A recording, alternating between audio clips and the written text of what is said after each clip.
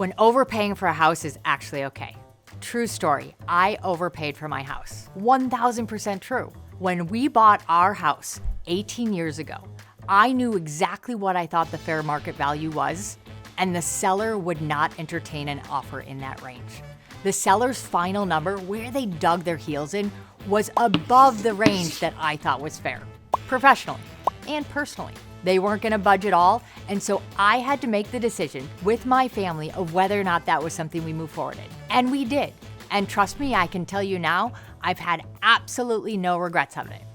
At the time, I might have had a few choice words for the seller and the seller's agent, where you don't use that kind of language on that show. But today, I want to talk about the scenarios in which, as a trusted advisor, I actually think it's okay to overpay for a home. The basis and the premises of where we see these situations arise, as I just mentioned, sometimes there is an unreasonable seller that just won't sell a home in the current market value. We also have competitive marketplaces. We've gotten quite familiar with this one in the last few years. In those competitive marketplaces, we often see home prices soar and oftentimes above what we consider the fair market value. I'm gonna break it down to 3 specific instances in which I see it being okay to overpay. The first scenario is the competitive market scenario, AKA the multiple bid, or maybe not a multiple bid, but trying to avoid a multiple bid. This is when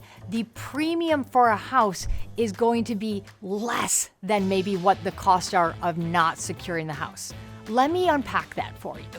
A lot of times in a situation like this, we have clients that are in some level of housing and they're trying to secure their house. Now that can be a home that they own, a home that they own and is closing, they've sold it, or that can be a rental. Whatever the scenario is, there are costs associated with that and oftentimes timelines. So sometimes, especially when those timelines are starting to get tight and a buyer is just starting to find that house, they need to understand what the cost is of not securing that house.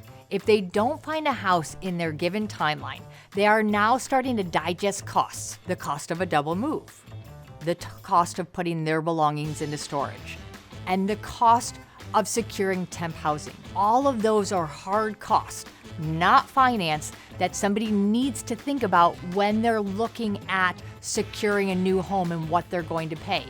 What is the cost of not getting it? Those costs can add up very quickly. You can go from $10,000, $20,000, $30,000, $40,000 like that. Now that is hard money. In those instances, when those people are writing offers on other properties, they are most likely going to be more open to the conversation, or they should, of spending an extra $10,000, $20,000, $30,000, or $40,000. Why? Because they're spending the money either way. And if you put it into the purchase of a home, you are now going to amortize that amount through your mortgage, so that paying that extra money over the course of 30 years is a drop in the bucket based on paying that money out of pocket up front. Let that sink in a moment. Paying the same amount of money either towards a new house or towards a temporary home situation costs a lot less when it's embedded into a mortgage. The other thing that's very important to know in this, if you are a part of a competitive market, I always tell my buyers, if you're going up against 10 other offers, one person is going to win that. The other 9 are still in the hunt for that next home. And that last offer set the new tone for that particular market, right? The next offer is most likely going to be at or above that. We use the line all the time. You can either set the market or follow the market. You can either be the first of the 10 to buy the home or the last of the 10 to buy the home. And the reality is that the more we go through it, the more those prices have the ability to go up. So once again, you can set the market and maybe overpay a little bit, or you can follow the market so that maybe you're not overpaying as much, but the price points are actually growing while you're in it. The next time where I think that it can be absolutely appropriate to overpay for a home is when you are looking for what I call a unicorn. I know, everybody loves unicorns. They get to be a little bit tougher when we're looking for them in real estate though. That being said, I don't know how many I've seen in real life. Well, personally, I've got a couple of my own, but they're hidden and in disguise. When you're looking for the unicorn, there's a few things to note. There is the obvious unicorn, which is something that is so rare in our marketplace. If a client talks to me about something that, yes, does exist, but on a very rare basis, that's what I call a unicorn. And I can go through and say, hey, sure, we just walked through this. Homes like this come on the market once or twice a year. It doesn't happen often. And if we know that somebody is interested in something like a unicorn, then in that case, knowing that it won't be readily available, it's probably worth putting a premium on the availability. Now, there's a more simplified version of the unicorn as well. Sometimes it's not a property that feels very rare and exclusive.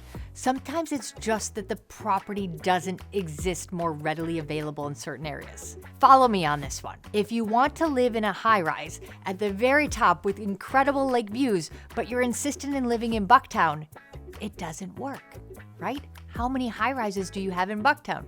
You don't. You have one mid-rise that would probably qualify, but to find certain homes in certain locations is very difficult. Or follow me on this one. If you want to live in a single family home in the heart of River North, once again, that type of product doesn't exist as readily available as perhaps a 2-bedroom, 2-bath condo. So if you know you're looking for something that has a little bit more of a rare status, AKA the unicorn, those are situations in which it is worth paying an extra premium to secure the house because you know it's not going to come up as readily available as something else. And it may be months and months, if not a year, before you see that type of housing again. The last piece, and this is the heart piece for me. This is really, really important. The personal investment. I have done this for 23 years. And in 23 years, if I've learned one thing, I have learned that we have gotten away from a lot of the reasons that we buy and own homes. We have put so much emphasis on the money, the investment. How's it going to do? How's it going to appreciate? And I'm not saying that that's wrong, because realistically, we want to make healthy investments. But what about the investment in ourselves? That is the piece that we have lost touch with, in my opinion. A home, in my opinion, is the backdrop of our lives. Right? It's the stage. So much great things happen in our homes. We have wins, we have losses, we have successes, we have victories, we have heartbreaks. We have so much happen, and it's about understanding that. So when somebody comes to me and they're looking for a long-term house, a place that they want to create their lives and how they see it, that's something that I think is really important, that if you get into the scenario to actually secure that house, and if the numbers don't fall where you want it, then it's okay to overpay.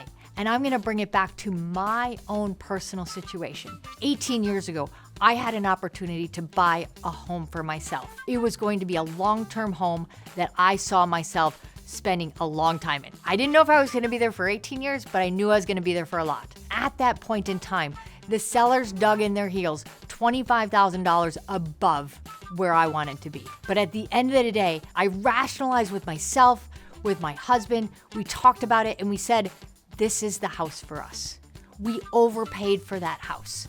And I tell you, 18 years later, there has not been one day that I have ever regretted overpaying for that house, especially because it's now worth 2.5 times what we paid for it when we bought it originally. This is what we have to understand, is that there are absolutely times that overpaying for a house is okay. Nobody ever wants to. Of course not. Nobody ever comes to me and says, hey, Amanda, let's buy a house and let's overpay for it. But there are these specific situations in which it is okay to overpay. And that is why we need to understand moving forward, especially in the world of residential real estate and our personal investments, it's okay for us to overpay.